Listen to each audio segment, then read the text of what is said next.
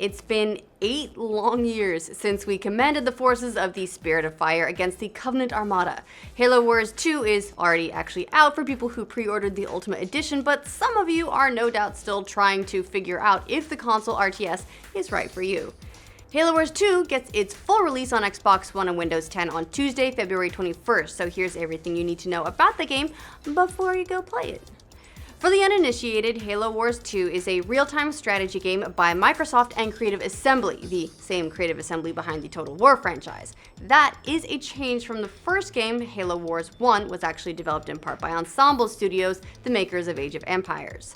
Both games follow the crew of the UNSC ship the Spirit of Fire, led by Captain Cutter as he faces down Covenant threats.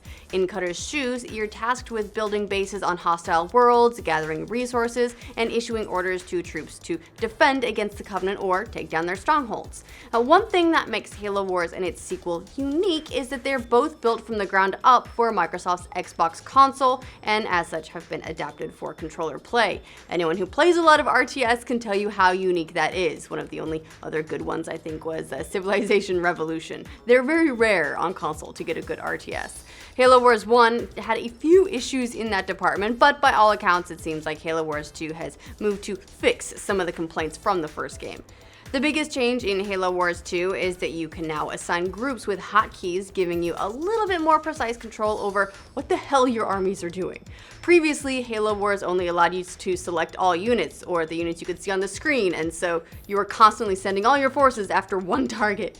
One of the most promising features of Halo Wars 2, like Halo Wars before it, is its story. Part of that has to do with when it takes place. The first game took place at the outset of the conflict with the Covenant, but at the end, the UNSC Spirit of Fire and its crew put themselves into hypersleep after suffering heavy losses in a campaign against the Covenant and the Flood. In Halo Wars 2, they awake 28 years later, which puts them right in line with the current events of the Halo timeline. So this story could provide some important context for whatever happens in Halo 6 or Halo Wars 3, or really just whatever directions the franchise itself could take in future entries. In this entry, the Spirit of Fire awakens to a new threat, Atriox, a powerful brute warlord who defected from the Covenant. So who knows, maybe he'll come back for the next actual Halo game. The story is helped along by cutscenes created by AAA animation studio Blur. From early reviews, the story is worthy of a mainline Halo game. However, it's a common complaint from us and others that it doesn't quite go long enough, and it kind of ends on a cliffhanger because Microsoft is already trying to prepare us for Halo Wars 3 or Halo 6 or whatever, apparently, the future entries. Come on guys, we're all tired of the finish the fight moment. That being said though, average playtime for the single player campaign is reportedly around 8 hours, so for an RTS, pretty brief. However, there are some reasons to play through the campaign more than once. Like other Halo games, it offers multiple difficulties and different rewards for completing missions with better scores. Some of those rewards translate to the game's new multiplayer Blitz mode, which we'll talk about more in just a moment. In addition to playing the campaign single player, you can also play through it with a buddy, just like Halo Wars 1. But if you'd rather just stomp on your friends' armies instead of working alongside them, because you're not that great of friends after all, then you can hop into the game's extensive multiplayer, which has seen an upgrade over the limited modes of Halo Wars 1. The standard multiplayer modes in Halo Wars 2 include Domination, Deathmatch, and Strongholds, which can be played with up to 6 players for 3v3 across 8 different maps. Domination is all about controlling bases on the map and scoring points, while Deathmatch is all about wiping out the other team's bases. Strongholds, one of the new additions to the game, provides you with unlimited resources and all upgrades right from the start. So it's basically just a rush to get the biggest army as fast as possible and start smashing it against your opponents.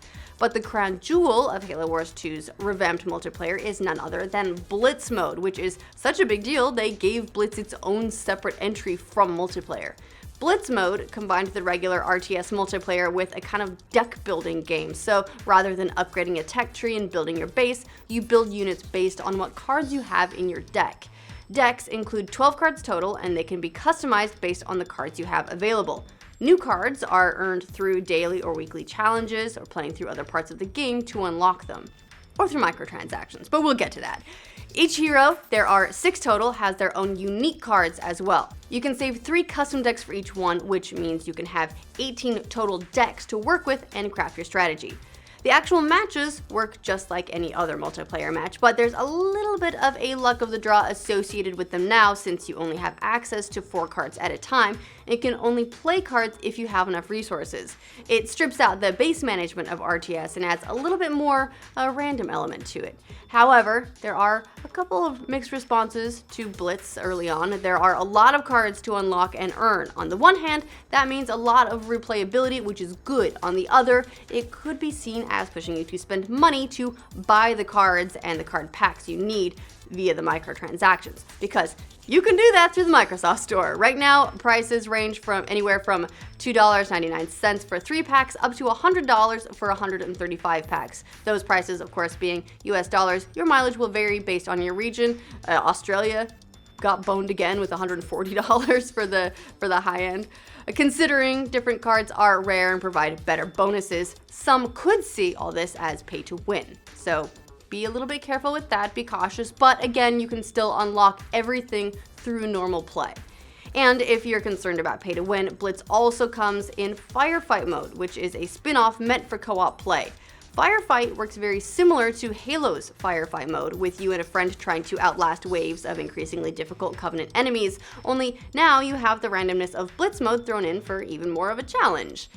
Halo Wars 2, like other Microsoft Studios titles, is part of the Play Anywhere program, meaning you can switch between playing it on your Xbox One and your PC freely, picking up from anywhere in the campaign really, in case having it on multiple platforms is a bit of a selling point for you. However, the game doesn't feature cross-play, which makes sense for multiplayer, but not quite so much for co-op.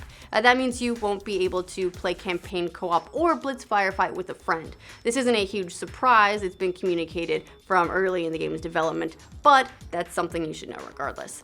The features between the PC and Xbox One versions are also all basically the same, since Play Anywhere games are, well, they're essentially the same on both platforms. It's just a lot easier to play in RTS with a mouse and keyboard, which is why that's where RTS reigns supreme.